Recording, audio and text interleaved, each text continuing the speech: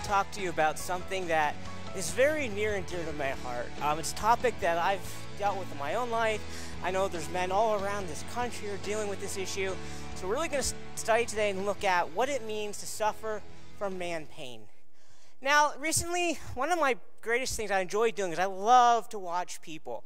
They're just so fascinating to me to watch people and see how they interact with each other, what they do, how they think, just who they are. And recently I had the privilege of watching a father interact with his young son. Now, this is a topic that I have a lot of interest in. I love seeing men who, invest in their sons and really have good relationships with their son. Well, recently I was watching this father interact with this little boy, and, they were just having some fun, goofing around. And all of a sudden, this little boy got some, dirt in his hand. And I'm not really sure what it was or how it happened, but it freaked this kid out. I mean, he could not stand having the dirt in his hand.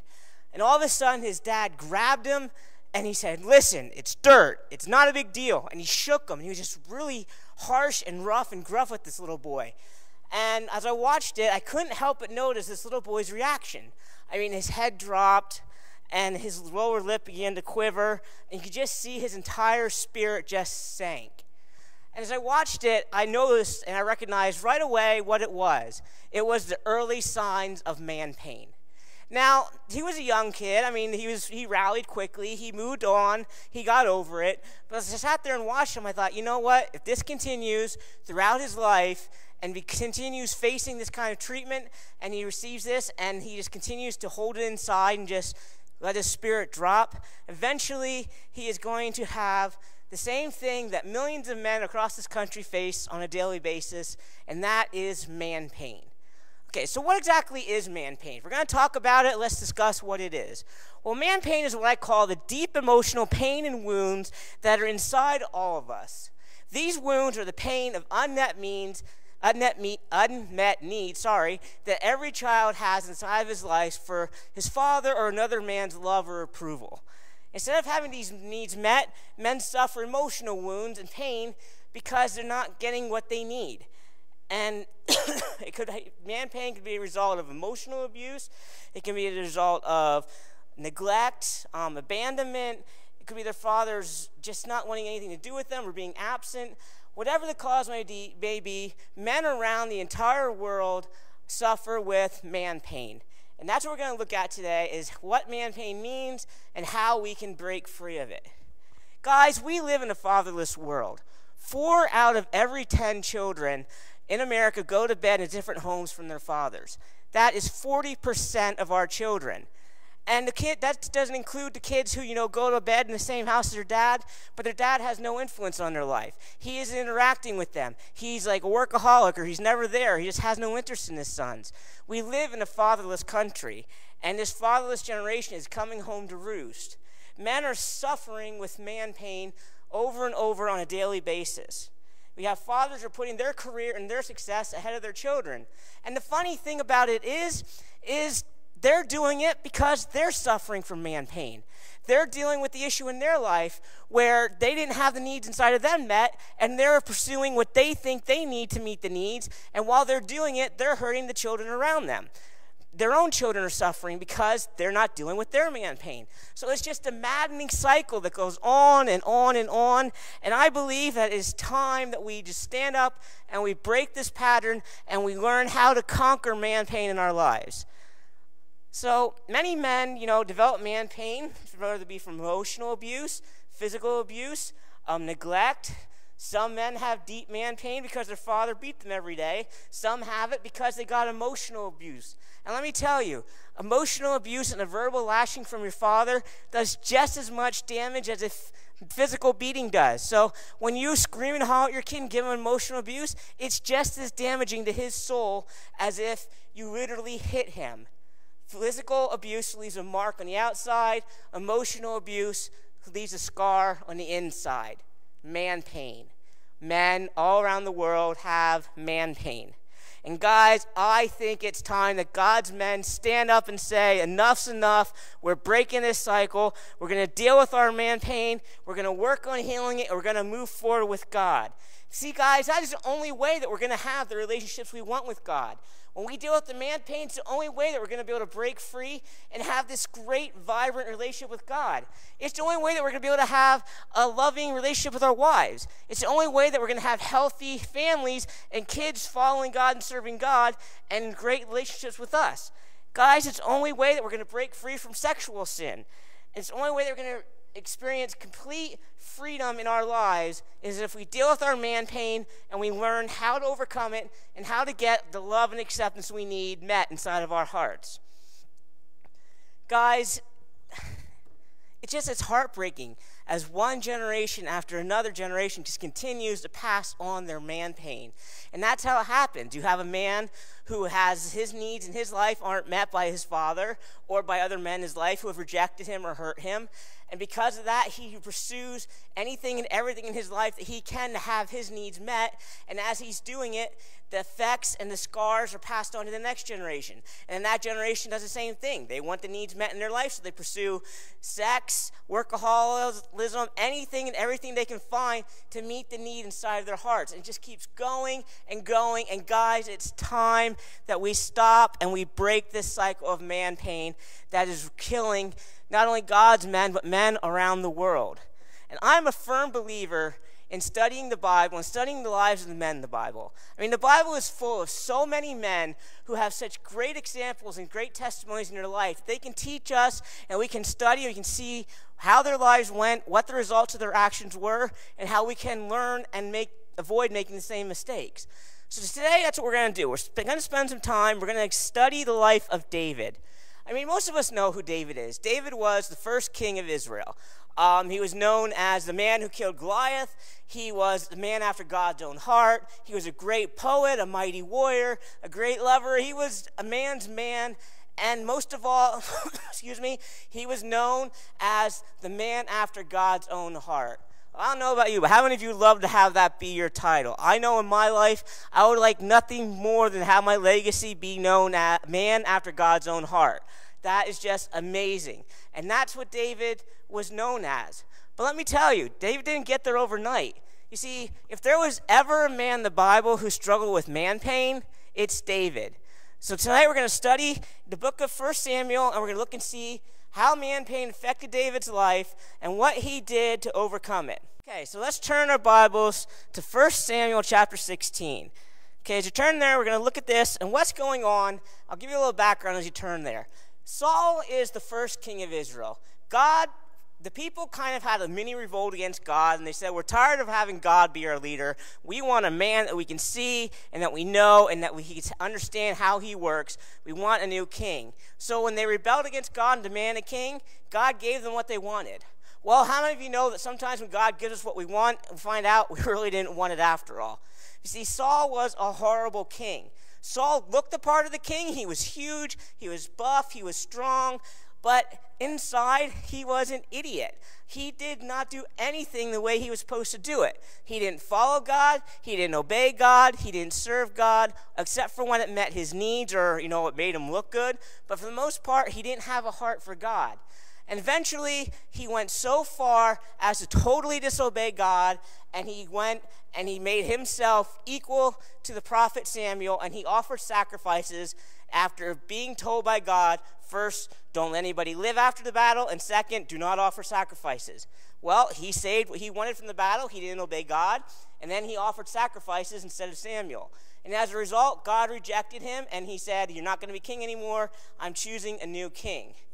Well, Samuel kind of took this a little bit personally, because Samuel was the one who God used to anoint Saul. And Samuel tried for years to interact with Saul. And when God rejected Saul, Samuel kind of he took it hard, and he kind of moped a little bit. And eventually God said, okay, Samuel, enough's enough. And that's what we're going to pick up at today. We're going to look at 1 Samuel chapter 16. Excuse me.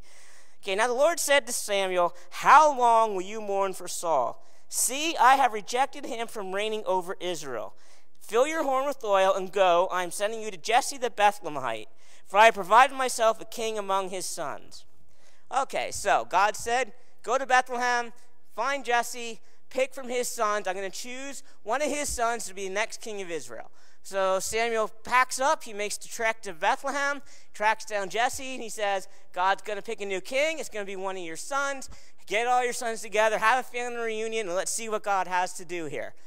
Okay, so Jesse gathers the sons, he brings them, and one by one they come before Samuel.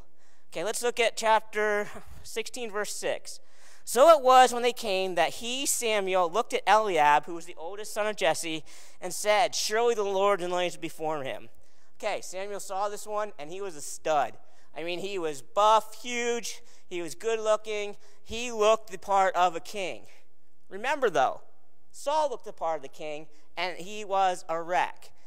And God's going to tell Samuel right now in verse 7, don't look at his appearance or at his physical stature, because I have refused him.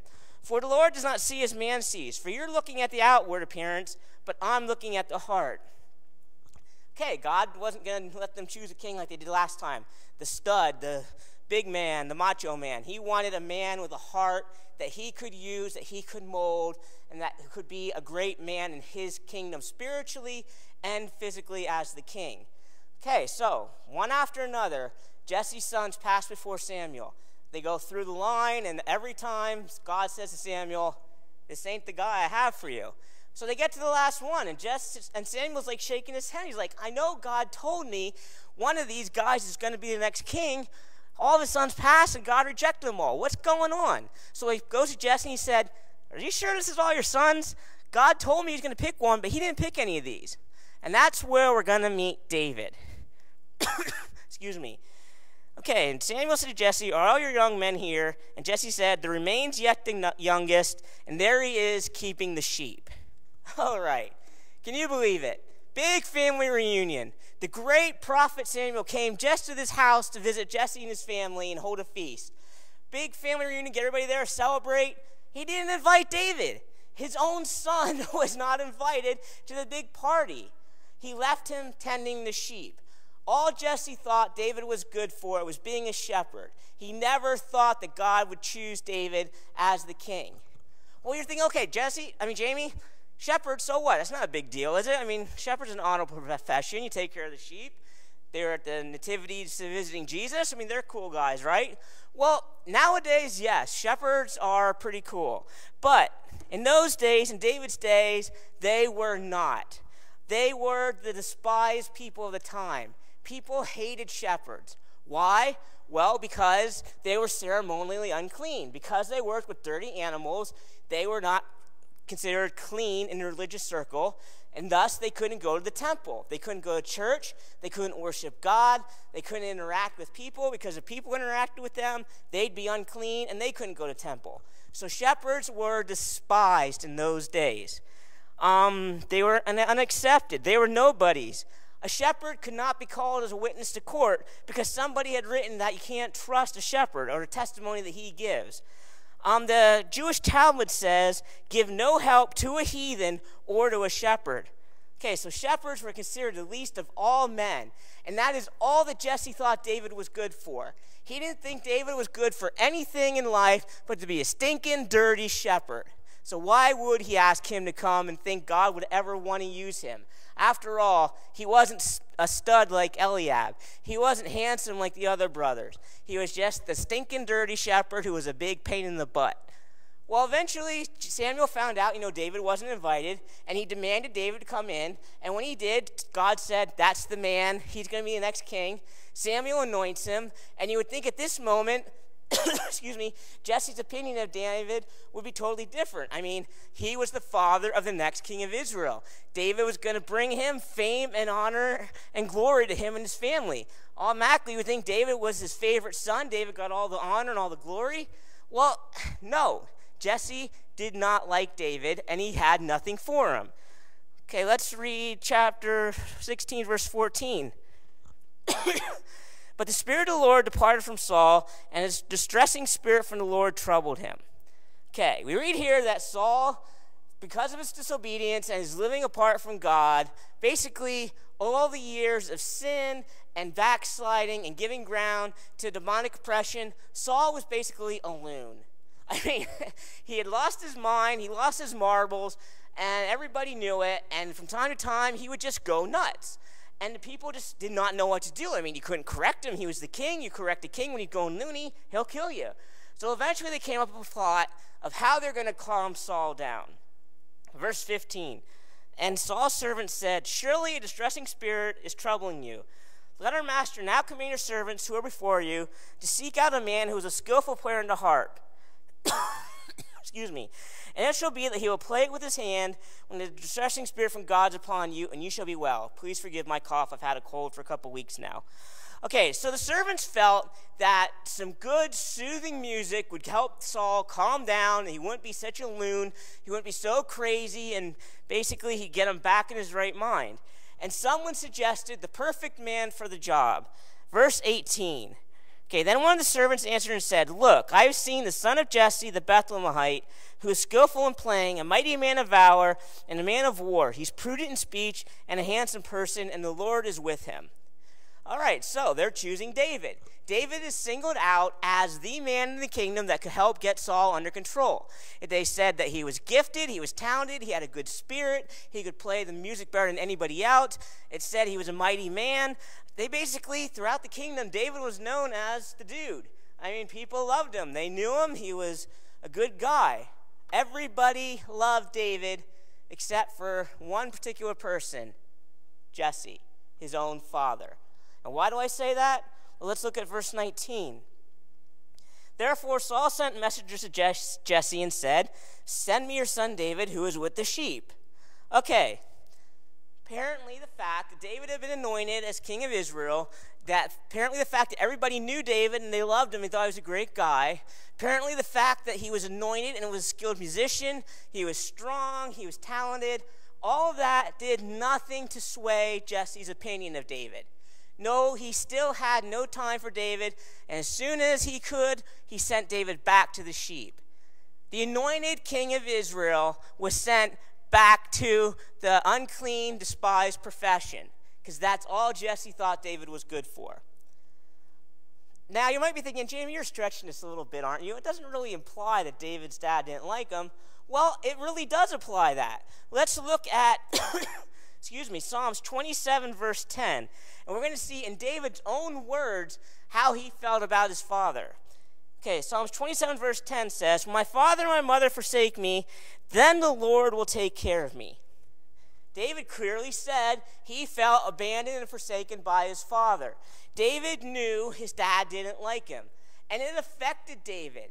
David knew, as we all know, that the only way one man can be declared a man is by another man. And he wasn't getting that in his life. His dad didn't have time for him. His dad just always was, get back to the sheep, let me alone. And eventually, it started to have an effect on David. And as many of us do, David started looking elsewhere to find the needs that he needed met inside of his life. Okay, so that's where we're going to go next. First, he's ignored by his dad, so now he's going to try and find other men to help him ease the man pain and get acceptance. Excuse me. Let's look at 1 Samuel 17, verse 12. Okay, now David was a son of the Ephrathite of Bethlehem, Judah, whose name was Jesse, and he had 8 sons. The 3 oldest sons of Jesse had gone to follow Saul to the battle. David was the youngest, and the 3 oldest followed Saul. But David occasionally went and returned from Saul to feed his father's sheep at Bethlehem. Verse 17, then Jesse said to his son David, take now for your brothers an ephah of dry grain and these 10 loaves, and run to your brothers at the camp, and carry these 10 cheeses to the captain of their thousands, and see how your brothers are doing, and bring me back word. Okay, we have here, once again, the next king of Israel, the anointed one of God, being treated like a common servant and a common slave by his father. Anybody in Jesse's household could have done this menial task of going and checking on the brothers.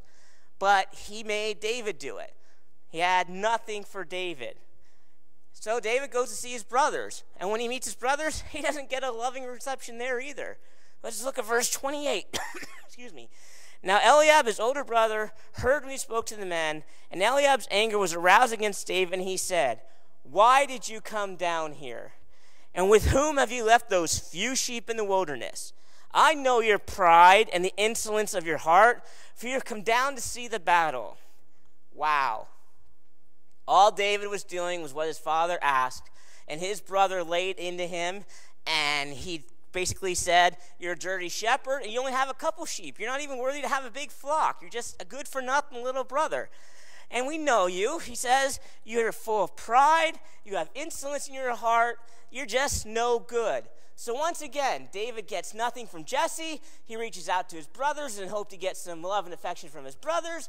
As most guys do, they want the approval of their older brothers, and he didn't get that either. They hated David.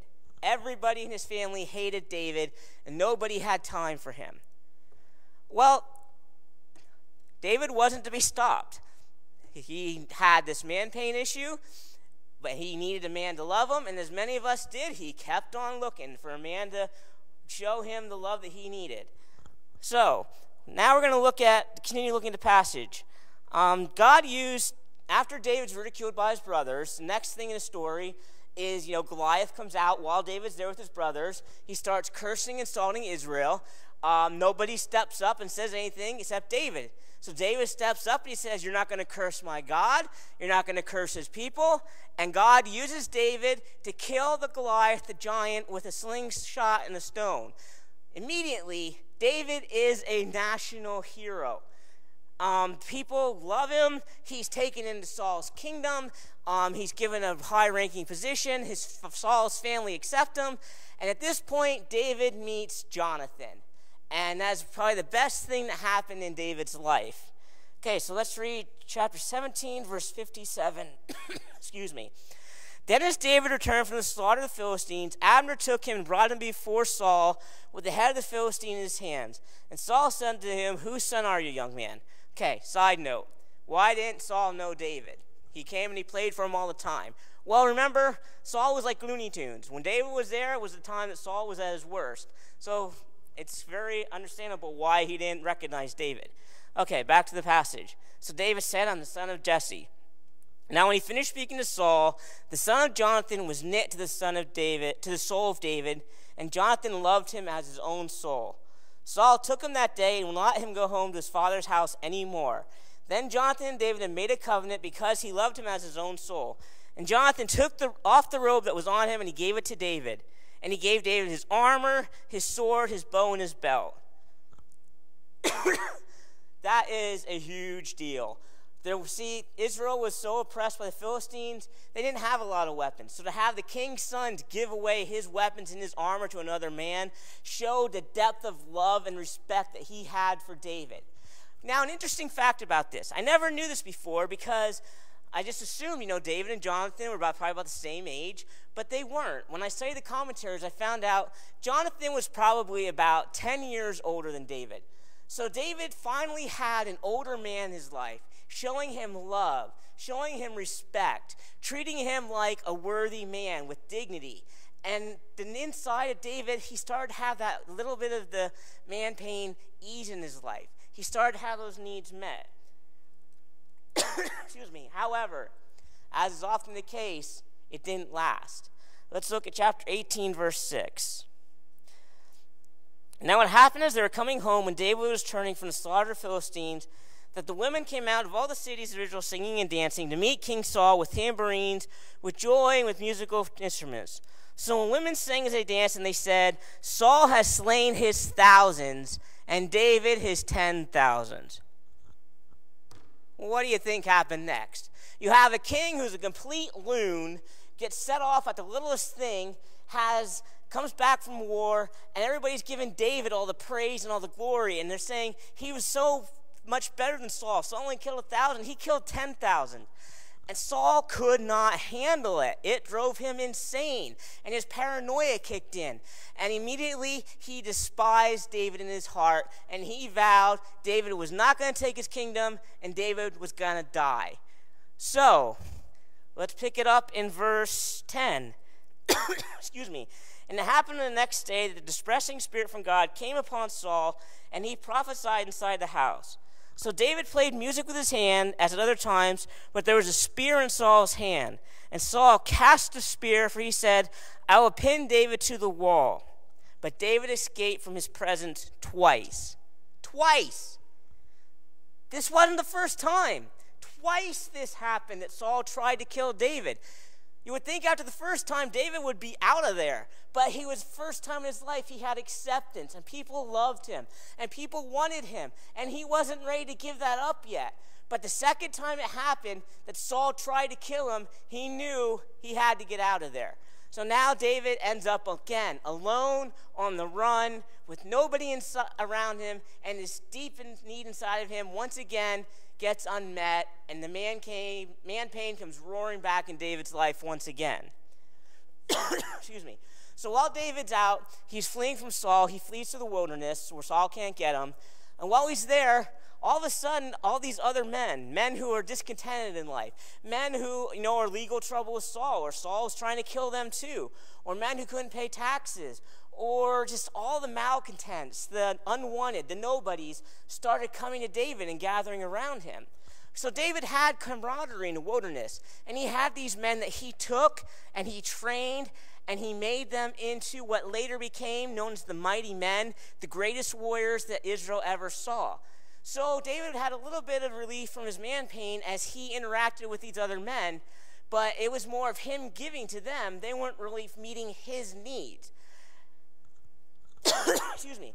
To this point in his life, on the run with all these dudes around him, these tough guys around him, this little band of marauders, that David once and for all has to face his Manpain. He has to look it square in the eye, and he has to overcome. And we see that in 1 Samuel 25, verse 4. Okay, I'm going to set the scene a little bit here. David and his men, are wandering around the wilderness, and they take up work basically being bodyguards to other shepherds in the area. This is the area where a lot of shepherds went, and they kept their flocks until it was time for shearing. We talked about how shepherds were despised and hated, so it wasn't uncommon for a shepherd to be harassed or to be robbed or beaten. So David and his men decide, they're going to become the bodyguards for the shepherds. They're going to go out. Anybody comes and messes with the shepherds, they're going to answer to David and his men. So they take up work taking care of some men who work for a guy named Nabal. So they're with Nabal's men. Nothing goes wrong. Nabal doesn't lose a single sheep the whole time that David and his men are there. Excuse me. So David figures, we did a great job. His men loved us. They felt safe. They're going to go home. They're going to tell Nabal all about us. And when it comes time for Nabal to shear the sheep, he's going to come pay us back a little bit. He's going to kick a little bit of it our way, and we're going to be good. So when David finds out that is shearing time, he sends some men to Nabal. And he says to them, verse 6, he told them to say, "Tell Nabal, peace be to you, peace to your house, and peace to all that you have. Now I have heard that you have shearers. Your shepherds were with us, and we did not hurt them, nor was there anything missing from them all the while they were in Carmel.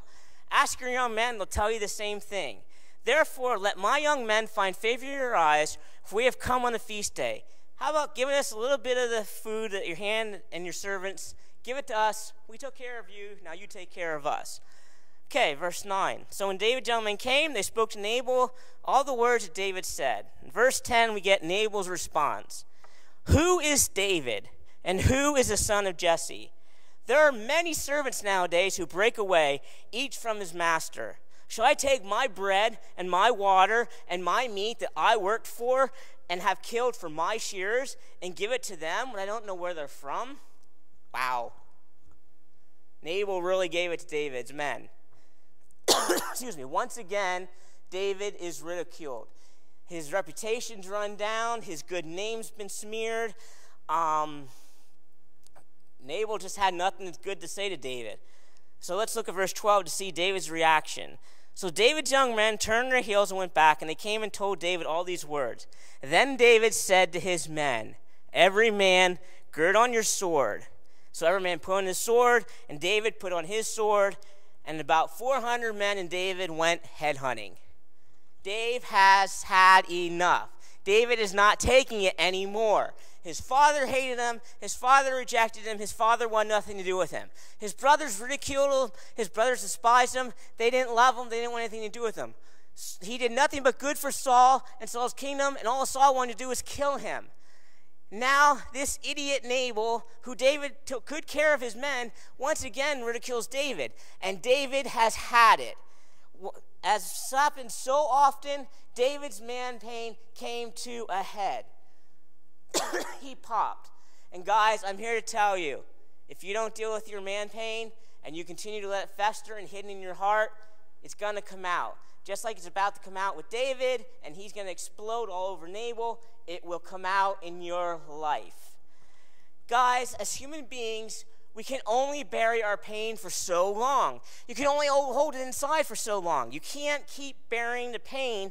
Eventually, your man pain is going to expose itself. It's going to come out in violent outbursts like the one David's about to have. It may reveal itself in a failed marriage because you closed your heart down and wouldn't give it to your wife fully and the marriage didn't work. It could come out through sickness or a disease or Alzheimer's or a stroke or a heart attack because you're holding the pain in and the stress is just building up so much in your life. It could come out through your children getting in trouble because you never invested properly in them and they start to experience man pain. Guys, for each person, the result's going to be different, but the devastation's going to come through in some way if we don't deal with our man pain. Well, luckily for David, he was forced to face it and deal with it once and for all. And we're going to see that as David starts his march to take Nabal's head and separate it from the rest of his body. Okay, let's look at verse 23. Now, when Abigail saw David, Abigail is Nabal's wife, she found out David's coming to kill them all, and she flew into action. She got food together, possessions, anything she could get to try and appease David's anger. She went to David to intervene for her husband. Okay, so when Abigail saw David, she dismounted quickly off the donkey, and she fell on his face before God and bowed to the ground. Abigail is going to do more than just calm David's anger. She is going to refocus David's eyes off of the man pain and onto where it needs to be. Let's look at that. She fell to his face and said, "On me, my lord," excuse me, "on me let this iniquity be. And please let your maidservant speak in your ears and hear the words of your maidservant. Disregard this scoundrel Nabal, for his name is, so is he. Nabal is his name, and folly is with him." Well, Nabal's name in Hebrew means folly. It's the Hebrew word for folly. So Abigail tries to calm David's fear, and she starts with telling David that, Nabal's not worth betraying your good name. He's not worth destroying your reputation for. Don't do what you're about to do. And once she points that out, then she begins refocusing David's attention on where it should have been the whole time. Let's look at that. We're going to see David once and for all is forced to face his man pain. Okay, for the Lord will certainly make for my Lord David an enduring house, because my Lord David fights the battles of the Lord, and evil is not found in you throughout your days. Verse 29, yet a man has risen to pursue you and seeks your life. But the life of my Lord shall be bound in the bundle of the living with the Lord your God, and the lives of your enemies shall sling out, as from the pocket of a sling. It shall come to pass when the Lord has done for you everything that he promised you, and the good that he spoke for you, that this will be no grief to you, nor offense to my Lord, that you have shed blood without cause, or that you have avenged yourself. Okay, I am a firm believer that what David was about to give to Nabal wasn't really all about Nabal. Nabal was just a little bit the person that knocked the scab off the wound of David's heart that had been building. Nabal was about to get what David wished he could give to his dad. Nabal was going to endure what he wished he could say to his brothers. Nabal was about to get what he wishes he could show to Saul for the way that Saul showed him. And guys, that's what's going to happen. When we don't deal with our man pain, we're going to explode, and we're going to explode into somebody who really doesn't deserve it and didn't do that much horrible to us. And that's why we need to do what Abigail is trying to do to David here. She's trying to show him, get your eyes off of other men, get them onto God. She focuses attention to the fact that, David, you already have God's acceptance. It doesn't matter what my husband thinks of you, David. It doesn't matter what your dad or your brothers think. It doesn't matter what Saul thinks of you, David. God loves you, David. God's made promises on your life. God told you what he's going to do, and now just patient and let God do it. She showed David all of David's needs were met by God and God alone, and David shouldn't let the man take control and ruin his life. And guys, the same is true for us. Guys, no human man, not our fathers, not our brothers, not our mentors, not our bosses, not our friends, not our pastors, nobody is ever going to meet that need that's deep inside of our hearts. Only God can meet the need inside of us and fill that empty spot. Excuse me. Guys, human beings are sinful. All men fail, and no man's going to meet all your needs. But God will meet your needs. Only God will do it. The good news is he is ready and he's willing. He's waiting for us to come to him and say, God, I hurt. I need somebody to heal the pain inside my life.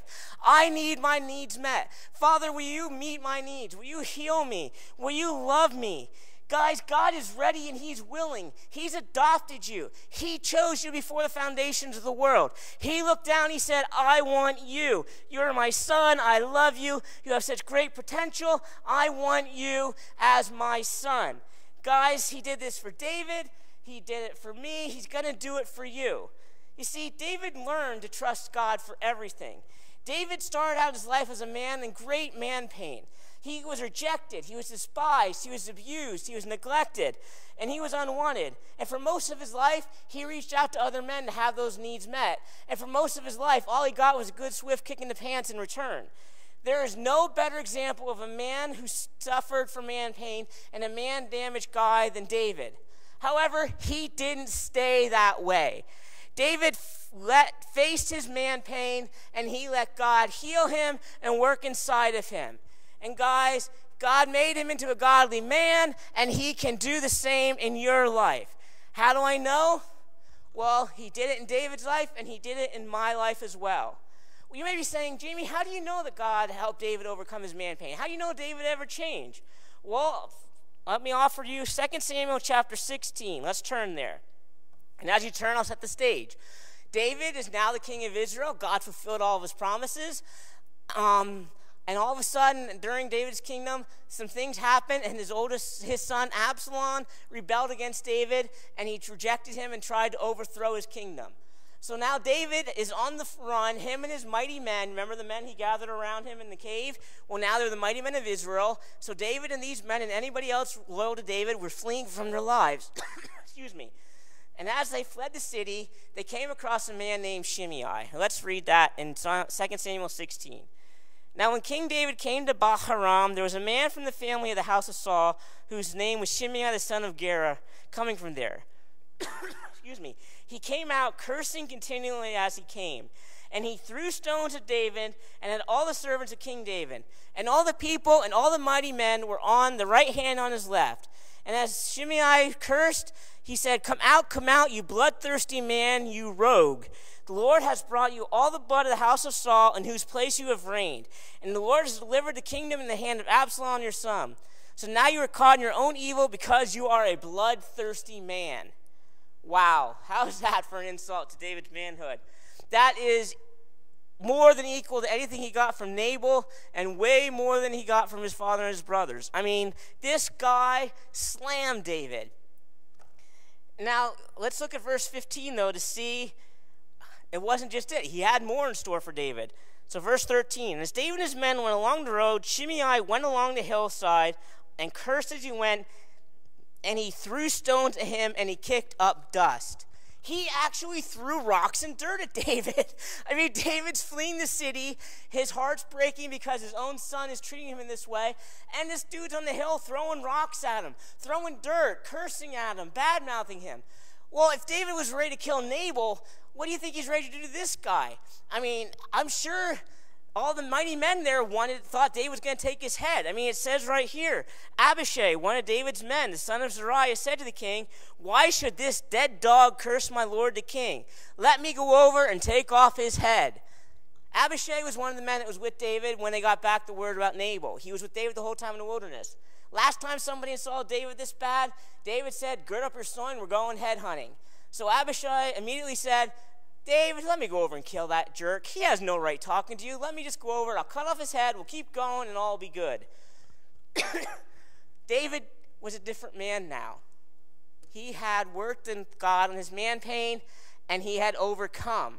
How do I know that? Well, let's look at verse 11. And David said to Abishai, see how my son who came from my own body seeks my life? How much more now may this Benjaminite? Let him alone and let him curse. For the Lord has ordered him. It may be that the Lord will look at my affliction, and the Lord will repay me with good for his cursing all day. Now the king and all the people who were with him became weary, so they refreshed themselves there. Okay, this is a new David. This wasn't the hot-headed David who ached inside and had to find revenge to ease the pain in his heart. This was a David who got his esteem and his worth from a relationship with God. He responded to the attacks by saying, God loves me. God knows the truth. If what he's saying is true, so what? If it isn't true, God will vindicate me. God will take care of me. God, God, God, God. It wasn't David. David, oh, I hurt. Oh, the pain. Oh, I'm going to get him. How can you treat me like that? It was God sees it.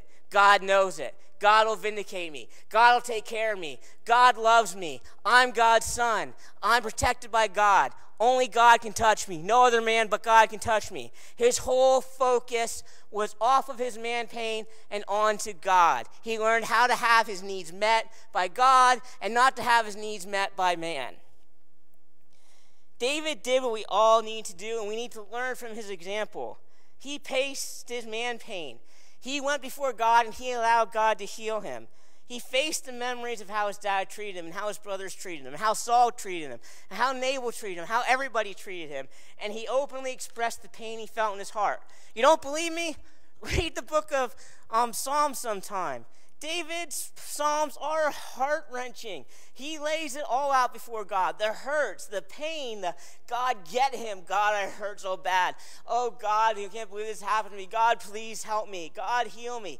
God, you see what they did to me? Go get him for me. Vindicate me. He laid it all out for God and to God. He got his needs met from God, and as a result, he overcame the man pain in his life. David did it. And I did it, and David did it, and I know that every one of us can do the same. I know I've had to face it in my life. You see, I grew up idolizing my dad.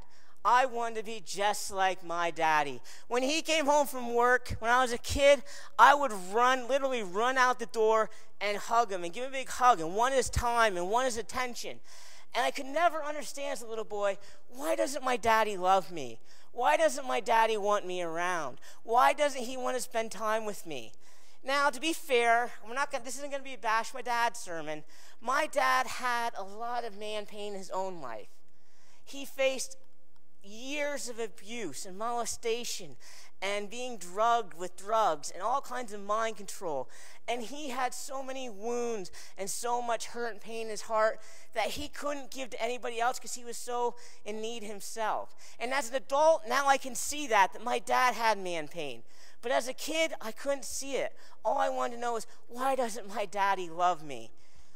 Now, I was subjected to a great amount of abuse from my dad, mental and emotional abuse. There was some physical, but mainly it was mental and emotional abuse, and also some very severe brainwashing. I'm not going to go into great detail, but it was bad. And inside, all I wanted was my dad just to love me, and my dad to be proud of me, and my dad to have something for me just to build me up and make me feel loved. And to this day, I still have never gotten it from my dad. And like David, I looked elsewhere. I looked to other men to meet my needs. When I was in Bible college, I met my Jonathan, a very godly Bible professor who just took an interest in me and a liking to me. And for a short time, like David, my needs were met. And the man pain started to ease. But I never dealt with it, so it never went away. It just got less. And like David, course of events separated me from this man. I mean, Bible college is only 4 years. Then you move on, and we lost track of each other. And as a result, after that, the man pain started to come back in my life. After I graduated college, God made me do the one thing in life I never wanted to do. He sent me back home. I vowed I was never going home again. And after graduation, God sent me back home, and God forced me to literally deal with my man pain and look at my heart and face it once and for all. I had to face it, and God didn't allow me to minister until I started working on my man pain. And eventually, at first I put up a fight. I wasn't going to face it. I wasn't going through this. Eventually, God wore me down. I began to face the man pain and deal with the hurt and the pain. And I'll never forget the night it came to a full head in my life. Some different things happened, And I became so enraged with my dad that I could have literally knocked his lights out. But instead of hitting him, I turned and I put my fist right through a wooden door. So I'm standing there with a broken door, a hurt hand, and my heart was shattered. I was devastated. I immediately thought, oh dear God, how can you ever use me? I'm never going to minister. I am such a wreck. You're never going to be able to do anything with me.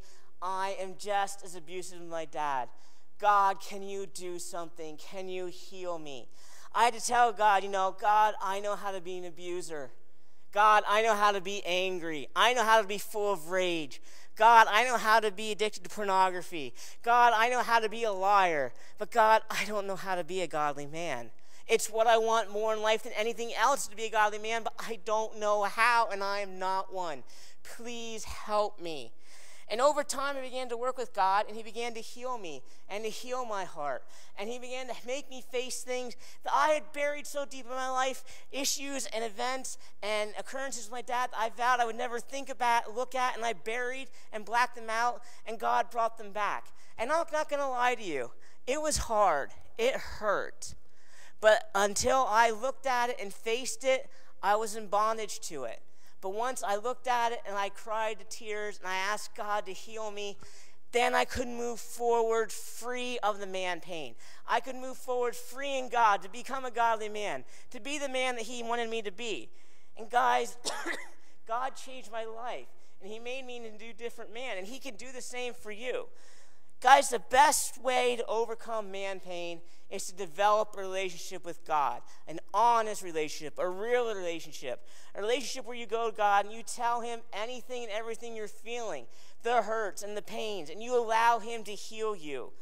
Allow God to point out the garbage in your heart, the memories, the pain, the hurts, anything and everything that's inside of you that's keeping you separate from God. Ask God to show, to reveal, to heal, and to help you move forward.